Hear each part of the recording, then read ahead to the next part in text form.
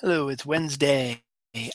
No, it's October, August. I wish it was October. August 10th, 2016, and this is the Comic Call.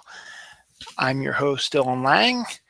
What is the Comic Call? The Comic Call is my weekly show I try to do on Wednesdays, sometimes on Fridays, where I discuss what comics that I got this week to try to get you guys to all go out and get comics and try some new stuff you've never tried before, or see some interesting stuff and take a look at it and say, yeah, that cover looks good, or you like the interior artwork or the story idea, and go for it and go get your comics. So it's a very interesting week this week. It's a super week. A lot of Superman books out, and an interesting Batman book comes out, and very little Marvel. Now, once again, these are just the books that I collect. I get. There are a bunch of other ones that came out today also that I didn't collect and I don't read. So if you don't see your favorite in there, go to your local comic store. I got to turn that down. Go to your local comic store and see if you can find these comics that I might not be talking about, but you might be collecting, might be interested in. I mean, just get yourself into the comic book store. Go in, you might find some stuff you like. So I'll just keep going without further ado this week. So just keep moving and be a quick one. This is the Comic Call. Not a lot, about normal, I guess, for me. And as I said, a lot of these are ones that I want to collect. And I won't necessarily be getting more issues of them. I just wanted to pick some of them up just to try them out. If I like them, I'll get them definitely. So first up, when they announced, we'll do, as we always do, DC, Marvel, and then Independence. When they announced DC Rebirth and they announced the titles and who was going to be on them, stuff like that, this one title that came out today was one that really got my excitement going and really interested in, and I'm really interested to read it. It's Superwoman #1. This is the Terry Dodson cover. And this is the variant. There's another one of the regular cover. What I liked about this is it's written and drawn by Phil Jimenez, who is a very George Perez-esque type of artist. Uses his dense storytelling right here. Whoops, sorry. Uses dense storytelling to tell a story. So a Phil Jimenez book is going to take a little while to read through because lots of boxes, stuff like that. But it's also a really good story to read through. So this is Superwoman. So who is Superwoman? Well, that looks a heck of a lot like Lois Lane, doesn't it? Well, it's because it is. But because of what they're doing with the DC universe and Rebirth, this is the new 52 Lois Lane, who I haven't been reading the comics, so I don't know how this happened, but she somehow got Superman's powers. That's a lot of stuff I've been finding when I've been reading some of this Rebirth, that I haven't been following a lot of the Rebirth, or rather prior books, and they've lost me a few times, and I'll talk about another instance in the next one, but hopefully Phil will talk a little bit about how that happens. But, it's a female-driven one. Lana Lang comes in as like her partner, and so she has her own powers too. So that's pretty interesting too. So I guess I should say spoiler warning for those who haven't read yet, but definitely there are two covers. This is the Terry Dodson one. I like this one. The other one, no, don't get me wrong, the other one is just as good. I preferred this one, so I picked it up. So the Superman series has been doing really well for me. Superman's been excellent. And a couple other Superman books I'm going to be talking about in a few minutes are just as good as well. But this one was the one that was on the top of my list. It is finally here, and I'm going to be able to read it, and I'm going to be happy, hopefully, and like it, and I'll let you know about it. So that's Superwoman #1. So go ahead, run, don't walk to pick that up. This one I thought I could get a little bit more excited for, but I actually read it, and it's good, but there's just something about which I'm not going to get into because it's a spoiler warning, but this is All-Star Batman #1. Now, Scott Snyder, who had been writing Batman for the last 50 issues or so, he left the book to write this one. This is a monthly. Some of the DC Rebirth books are going to be bi-weekly. I think Superwoman's monthly, and I think this is monthly. But this is All-Star Batman. It's written by Scott Snyder with art by John Romita Jr. But there's also a secondary story that's written by Scott Snyder with art by Declan Shalvey. So that alone is another reason why to get this. But I read this today waiting for my kids, and it's a good story. I mean, it's basically Batman is tasking himself with taking Two-Face somewhere mysterious. And Two-Face has all this information and stuff about other villains. So he has sent out a message saying, you know, this is where Batman's taking me.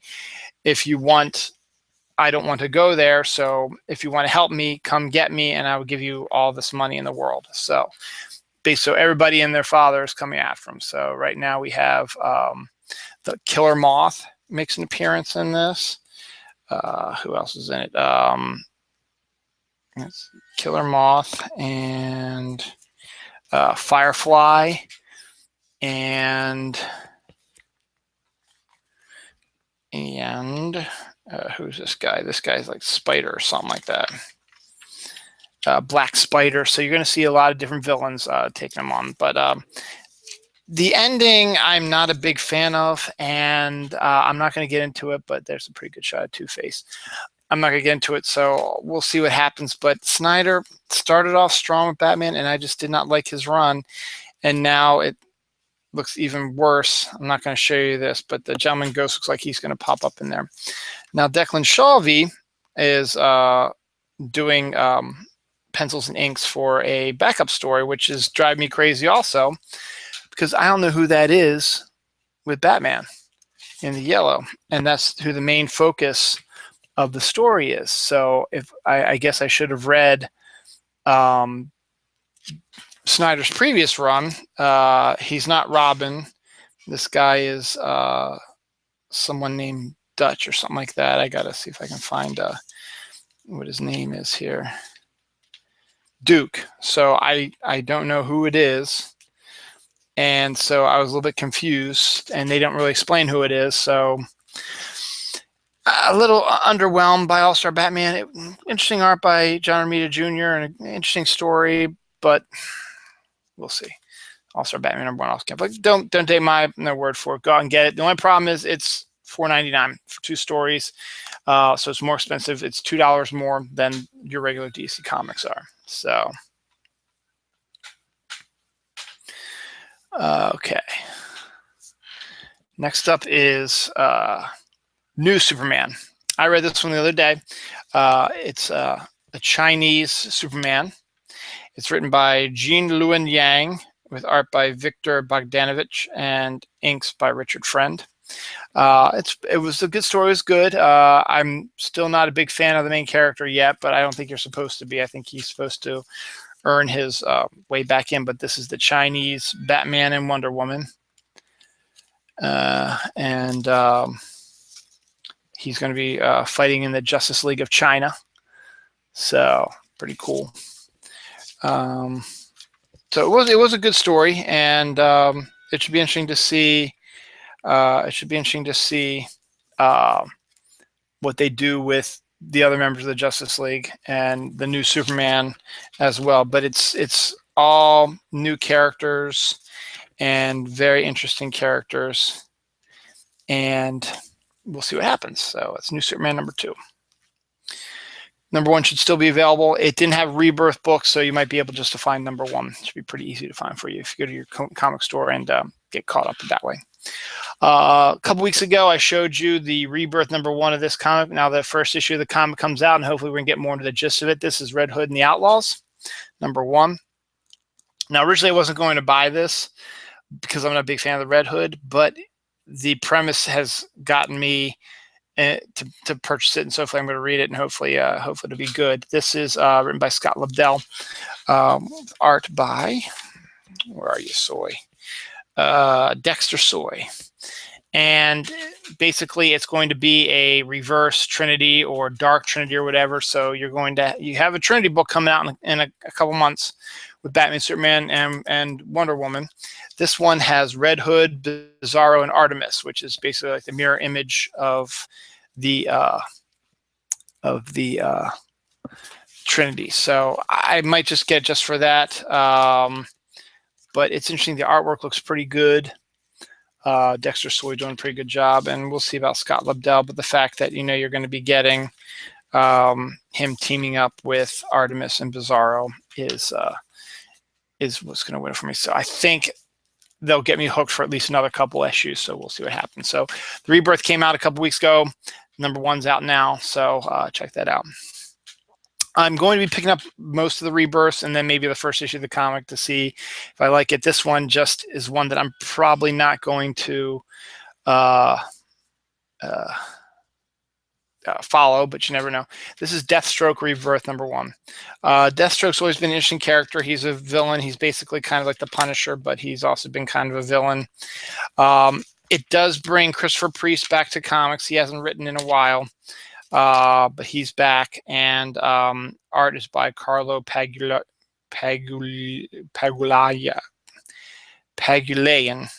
with Jason Paz as the inker.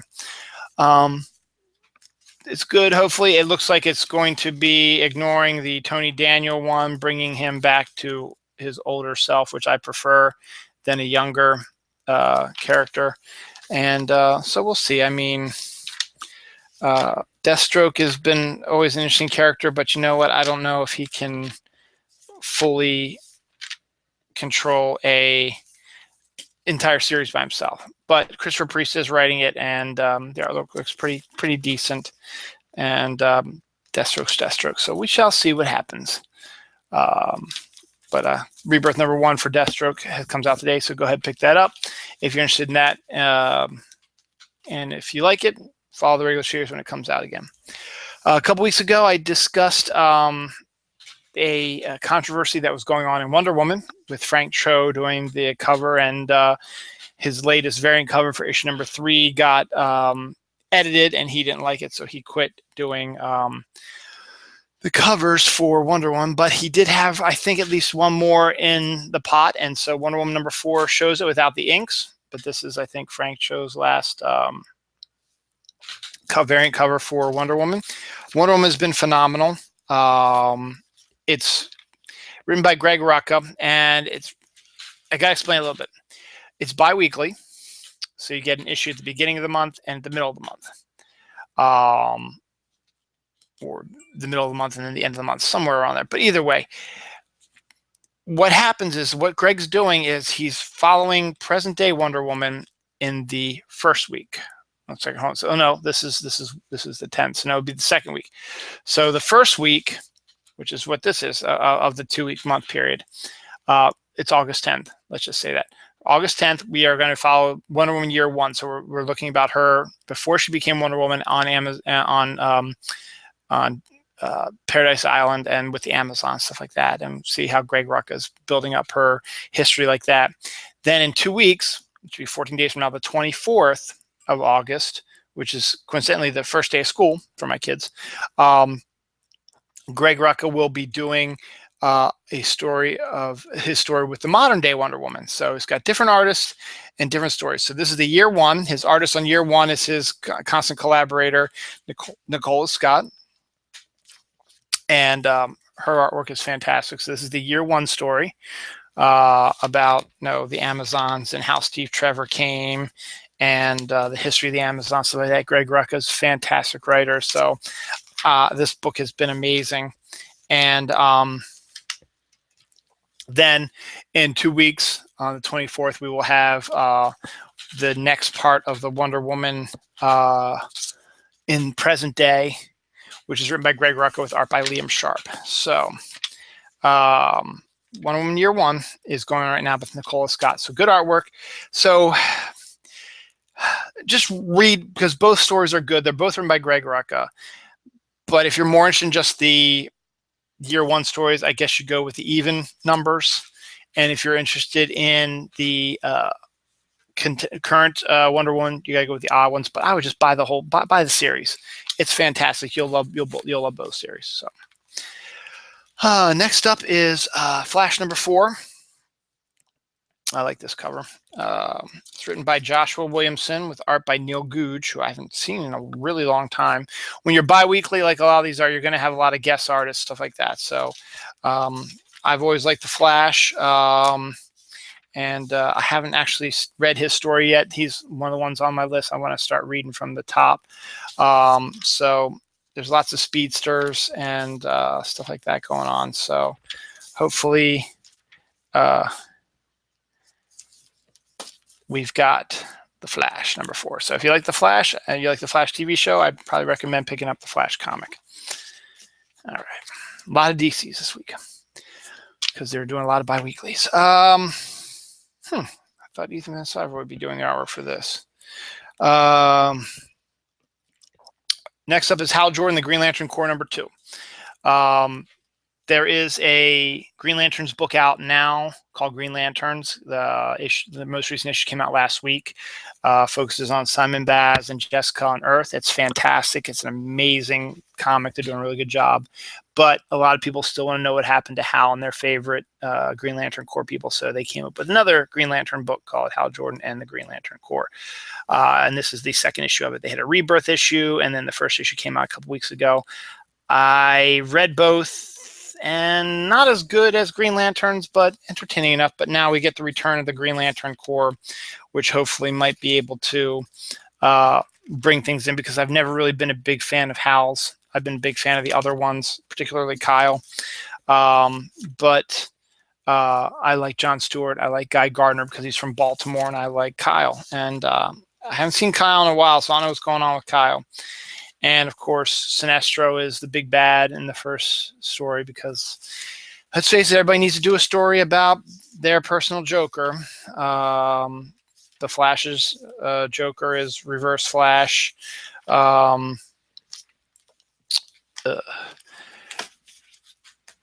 Green Lantern's is Sinestro. Aquaman's is Black Manta. Superman's, well, it's supposed to be Lex Luthor, but no, he's sort of a regular now in the book, so we'll see. But we'll see. But I'll keep reading it. It's Hal Jordan, the Green Lantern Corps #2 is out, and I like the Green Lantern Corps, so hopefully we'll get a little more of them and a little less of Hal, but who knows. When they did Rebirth, they start over basically all the books except for 2, and they went back to the original numbering for the 2 original DC books. First one is Detective Comics #938. This is bi-weekly, just came out. This is the variant cover. I like the yellow background. That's why I got this. It's interesting because they're doing a Batman basically team-up book. It's written by James Tynion IV with art by Alvaro Martinez and Rafael Fernandez. And Al Barrionuevo did the first 4-page flashback to Batwoman's career. A flashback to Batwoman, excuse me. But you've got Batwoman, and you've got Spoiler, and you got Tim Drake Robin, and you got Clayface, and you got and there's a team book. It's basically a Batman team book. So I haven't read this yet, but I've heard it's really, really good, especially with Batwoman as one of the leads. So Detective Comics #938, check it out. And the other one is Action Comics. Action Comics #961 came out this week also. It's also bi-weekly.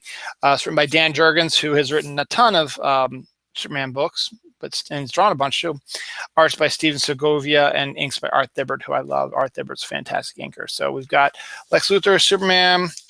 We've got a weird Clark Kent in there. I don't know who that is. And then we've got the pre-New 52 Superman involved fighting Doomsday, taking on with Wonder Woman, Now, Patrick Zurcher is the usual artist on this. He's taking a break since it is bi-weekly, and you can only do so much bi-weekly. So basically, it's just Superman and Wonder Woman taking down Doomsday with a little help from Lex Luthor. So, but it's Dan Jurgens. It's Superman from the pre-New 52, who I like, and his Superman book written by Patrick Gleason and Peter Tomasi is fantastic. So if you like that one, check that also.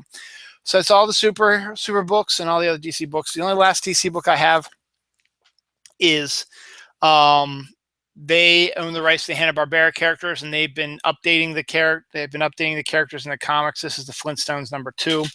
I showed you the Flintstones #1 about a week or so ago. It's written by Mark Russell with art by Steve Pugh. It's good artwork, and it's an updated version of Fred Flintstone. Should be interesting to read and check out. Ooh, it's the first appearance of Dino. So yay Dino. So we'll see what happens. We'll see how much longer I will stick with these They're okay, but we'll see. Flintstones #2 came out this week. So if you want something different that's not superhero related, check that out. So more than half of my haul is DC books. And there's some other ones out there. Oh, did I get all the DC books? No, there's a few other ones out there that I haven't gotten yet. So they're out there too. So we'll be having more probably next week and then more the week after because of this bi-weekly schedule, which is killing me financially. So I might eventually have to say, hey, not going to do this anymore. All right, now we got Marvel. Now, the interesting thing about Marvel this week is I only have 3 Marvel books. They've got their Civil War II going on right now, and they got a bunch of miniseries, and they're crossing over to other series. This one is a miniseries, maybe even a one-shot only, called The Accused. Spoiler warning, a couple issues ago in Civil War II,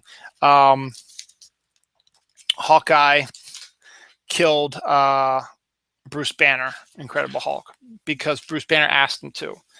But he still committed murder, and he still goes on trial. And of course, who is the trial jury? But Matt Murdock is his lawyer. And so Daredevil's figuring out a defense for him and what's going on. So we'll see. It's written by Mark Guggenheim with art by Ramon Box and Gary Brown. So Hawkeye and Matt Murdock in this one, explaining,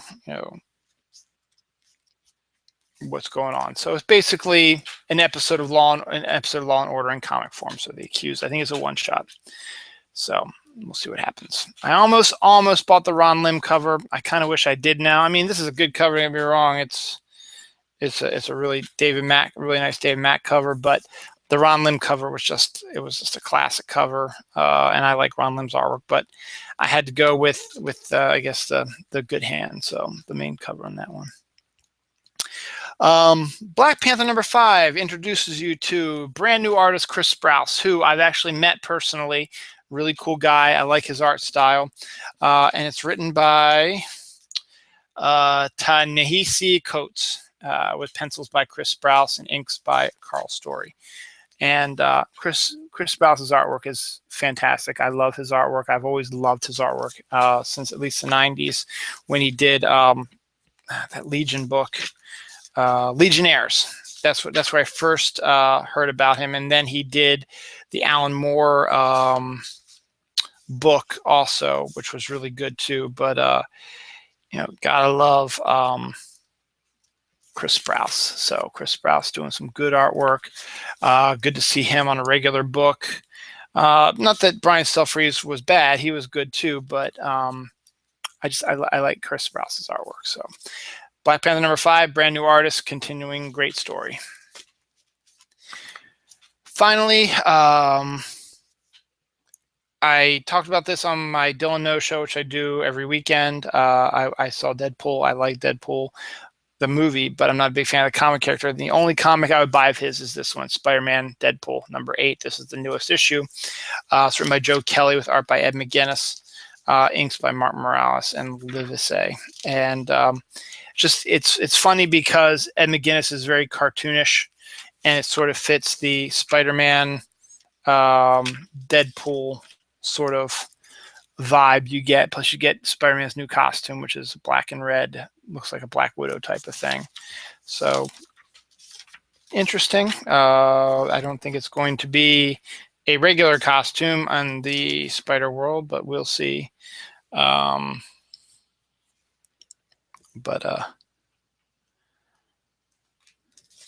So a very interesting book. I still need to read it, but it's Deadpool and Spider-Man together, so it's gonna be crazy. That's it for Marvels. My last 3 books are independents, and I'm out of here. Sorry if I seem a little out of it than normal. I'm really tired, and I just want to get this done real quick. I still want to try to get you guys out to comics. That's why I do this show.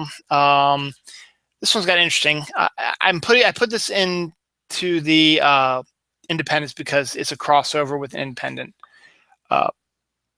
DC and Boom Studios are doing the Lumberjanes Gotham Academy crossover. This is issue #3.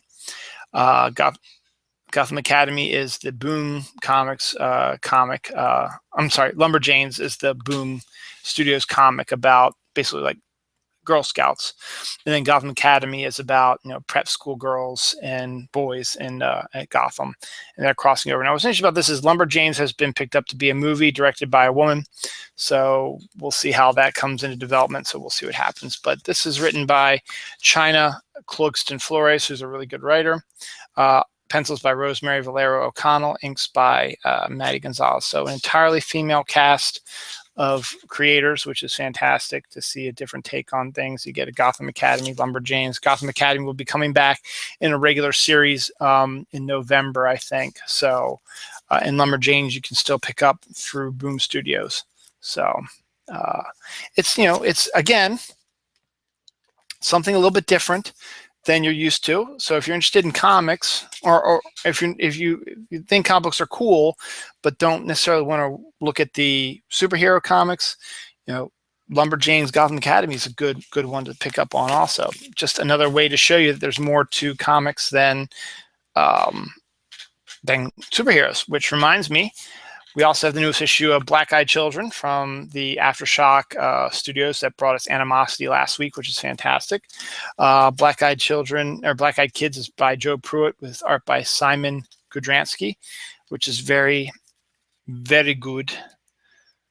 And it's a horror comic. So, again, if you don't want superhero comics, you want something different, pick up Black Eyed Children, Black Eyed Kids. I want to say Black Eyed Children, but it's not. Black Eyed Kids. It's a horror book. Some nice artwork, good storyline. So check it out. And they got a preview of Animosity in the background. So, or Animosity in the background. So Black Eyed Kids number 5.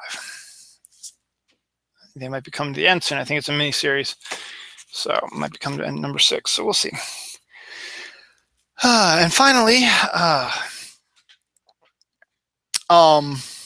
again, as I said, the reason why I do this show is I want to try to get people into the comic book stores and pick up some of the comics, either comics that I got this week that something might interest you.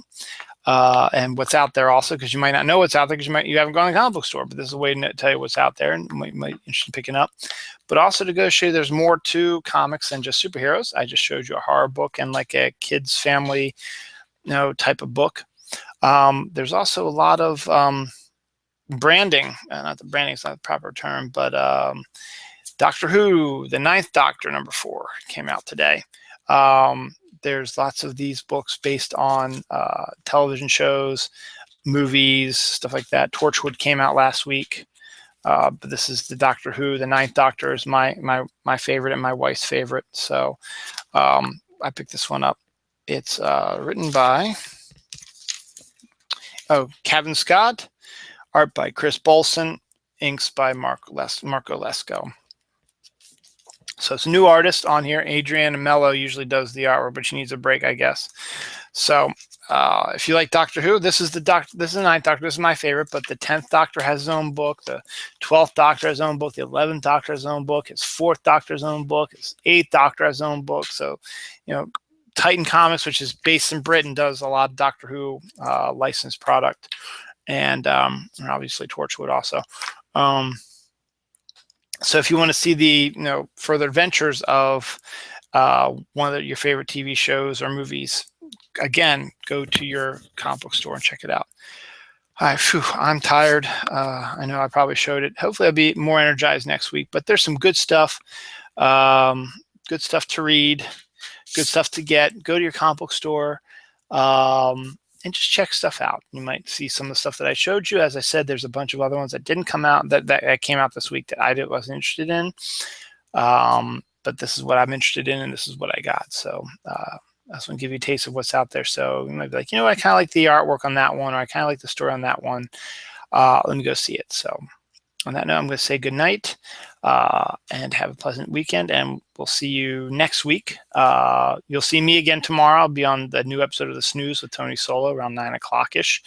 And then I'll be doing another episode of Dylan Knows either Saturday or Sunday. I haven't decided yet, probably Sunday, where I think I might be by myself. I haven't decided what I'm going to be doing yet. So, and then another episode of the Comic Call probably next week. Hopefully, maybe not next Wednesday, but definitely probably by next Friday. All right.